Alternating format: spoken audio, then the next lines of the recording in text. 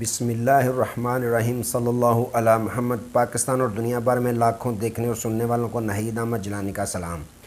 ناظرین، آپ کو جیلانی جی یوٹیوب چینل اور فیس بک پیج پر خوش آمدید۔ امید کرتا ہوں آپ جہاں کہیں بھی ہوں گے اپنے اہل خانہ سمیت باخیریت ہوں گے، خوش بھی ہوں گے اور محفوظ بھی۔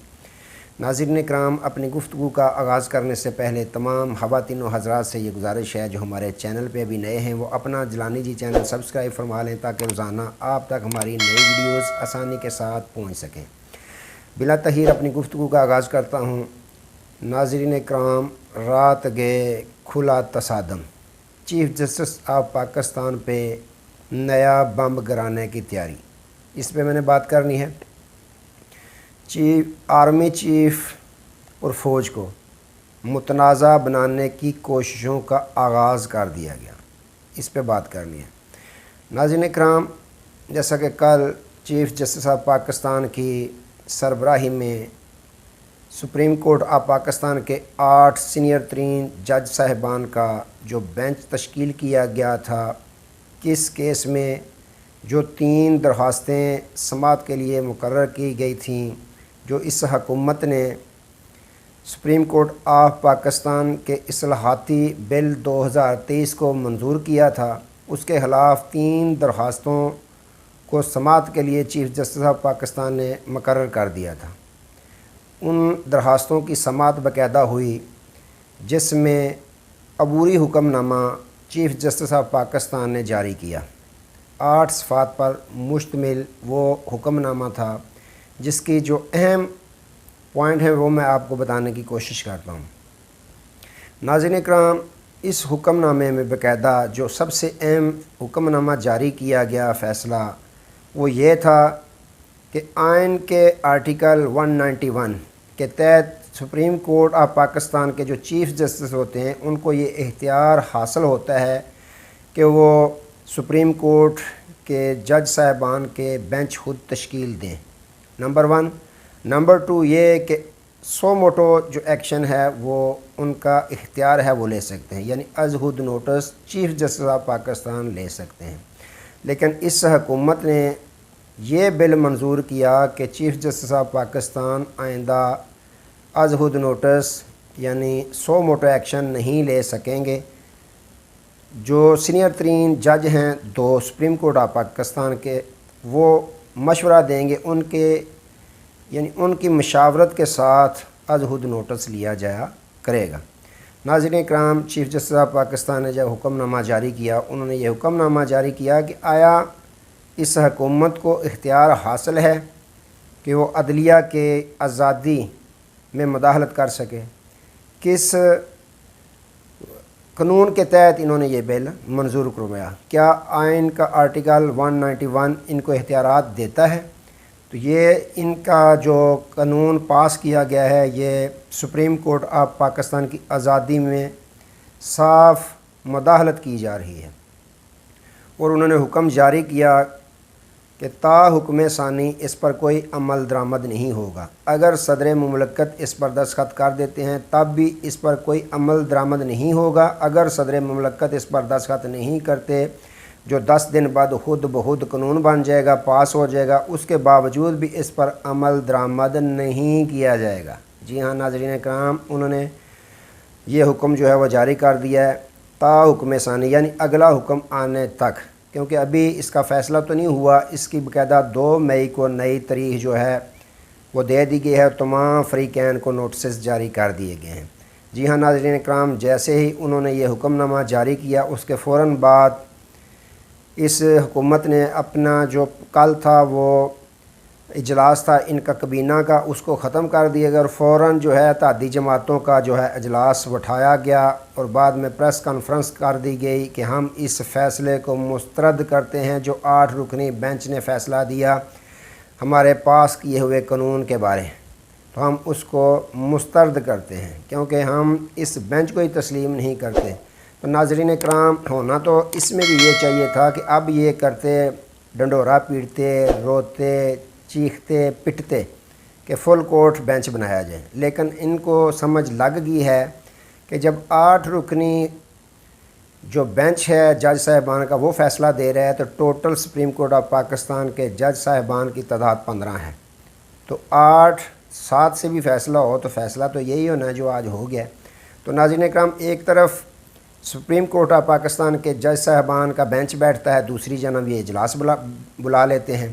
یعنی اتنے جو انہوں نے اجلاس بٹھائے ہیں ان چند دنوں میں۔ ناظرین اکرام، اگر یہ معیشت کے لیے، ملک کے معاملات کے لیے، ملکی سیکیورٹی کے لیے اتنے اجلاس بٹھاتے تو آج ملک کچھ نہ کچھ ترقی کی راہ پر گامزن ہو جاتا۔ لیکن انہوں نے جتنے بھی اجلاس بٹھائے، طلب کیے، صرف اور صرف ملک کو بچانے کے لیے نہیں، ملک کی معیشت بچانے کے لیے نہیں، غریب بچانے کے لیے نہیں، بلکہ اپنی حکومت بچانے کے لیے اجلاس بٹھائے۔ تو ناظرین اکرام، رات کے انہوں نے ایک نئی واردات ڈالنے کی کوشش کی ہے کہ چیف جسٹس آف پاکستان پر گولہ برسانے کی تیاری شروع کر دی ہے۔ وہ کیا ہے کہ اب یہ قانون پاس کرنے پر کام شروع کر گئے ہیں کہ چیف جسٹس آف پاکستان کی جو مدت ملازمت ہے اس میں کمی کی جائے۔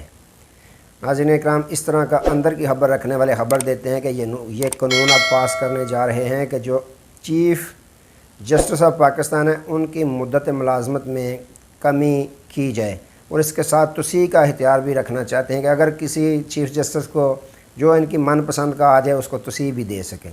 لیکن ناظرین اکرام، چیف جسٹس آف پاکستان کے ساتھ سپریم کورٹ آف پاکستان کے سینئر ترین جج صاحبان کی اکثریت ان کے ساتھ ہے۔ یہ وار کرنا چاہتے ہیں چیف جسٹس پاکستان عمر عطا بندیال پر کہ ان کو جلدی رخصت کر دیا جائے اور قاضی فائز عیسیٰ صاحب کو ان کی جگہ جو ہے تعینات کر دیا جائے، کیونکہ یہ ان کی فیور کے ہیں۔ تو ناظرین کرام، ایسا ممکن نہیں۔ جن حالات سے پاکستان گزر رہا ہے، اس طرح کا کوئی بھی کام ملک پاکستان کے مفاد میں نہیں، لیکن پی ڈی ایم والے اپنے مفاد کی خاطر ملک پاکستان کے مفاد کو نظر انداز کرتے جا رہے ہیں۔ ناظرین کرام، دوسری جانب آج سپریم کورٹ آف پاکستان نے سیکرٹری خزانہ تو گورنر اسٹیٹ بینک ان کو بھی طلب کیے رکھا ہے۔ آج سماعت ہوگی اس کیس کی جو الیکشن کے لیے انہوں نے حکم جاری کیا ہوا ہے۔ تو یہ فنڈ جو ہے وہ حکومت پاکستان جو ہے یہ جاری نہیں کر رہے۔ آج انہوں نے رپورٹ لینی ہے۔ ہاں بھائی، انہوں نے طلب کیا ہوا ہے کہ خزانہ میں کتنے پیسے پڑے ہیں، سیکرٹری خزانہ کو بھی اور گورنر اسٹیٹ بینک کو بھی۔ آج انہوں نے رپورٹ دینی ہے کہ کتنے پیسے گورنمنٹ کے خزانے میں پڑے ہوئے ہیں۔ 21 ارب روپے الیکشن کے لیے چاہیے، جو حکومت انکاری ہے کہ ہمارے پاس پیسے ہی نہیں۔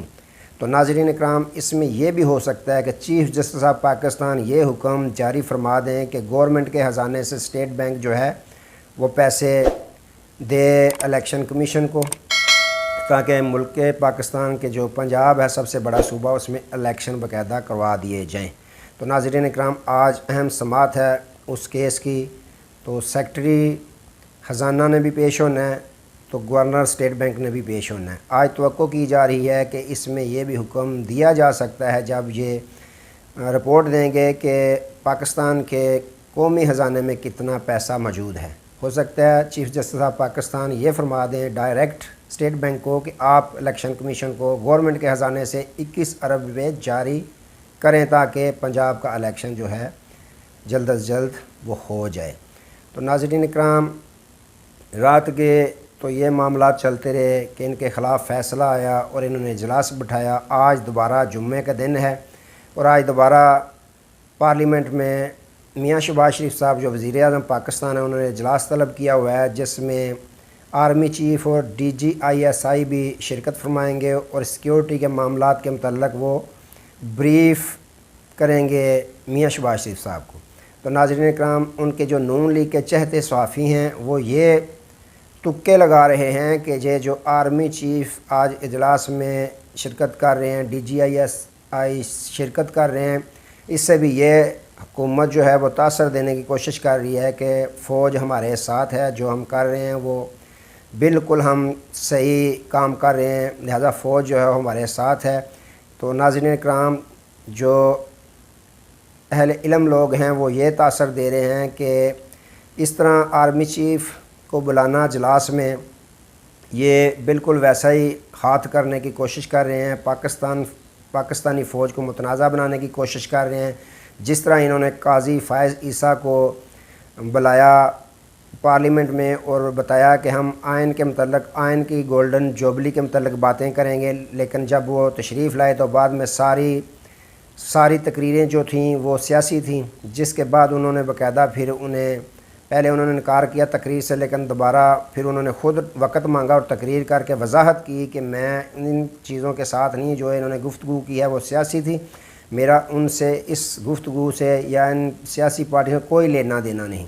تو ناظرین اکرام، یہ بھی آج اسی طرح کا کچھ کام کرنے جا رہے ہیں کہ آرمی چیف کو بٹھا کر پارلیمنٹ میں سیاسی تقریریں کریں اور یہ تاثر دینے کی کوشش کریں کہ پاکستان کی فوج ہمارے ساتھ ہے۔ ناظرین اکرام، پاکستانی فوج کا کوئی سیاست سے لینا دینا نہیں۔